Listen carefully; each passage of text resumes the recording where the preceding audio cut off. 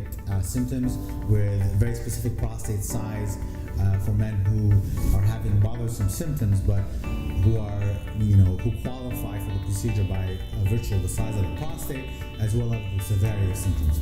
So why is it important to know who's a good candidate? Well, the reason because the UroLift procedure will not help someone who has, let's say, 120 gram prostate. That's a huge prostate.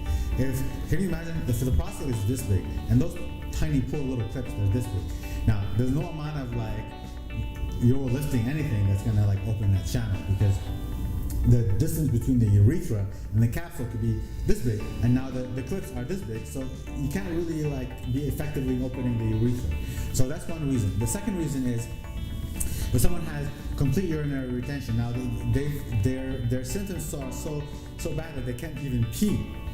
So that's also not a good idea to do UroLift, because a UroLift is good for prostates that are less than 80 grams, who have an intermediate level of bother, and for a patient to have that procedure.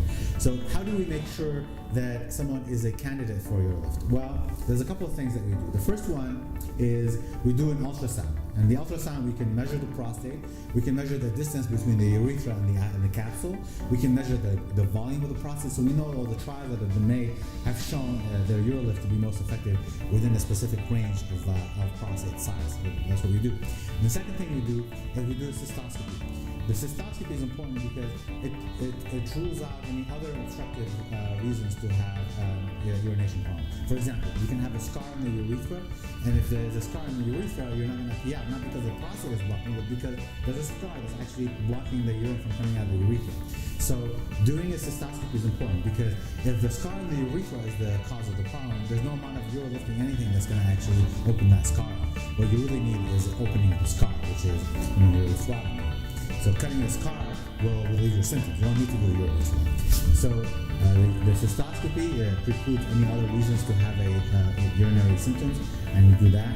And also the ultrasound to measure the prostate size, and measure the distance between the urethra and the outside of the capsule of the prostate, and that will help us figure out if you will benefit from the UroLift procedure.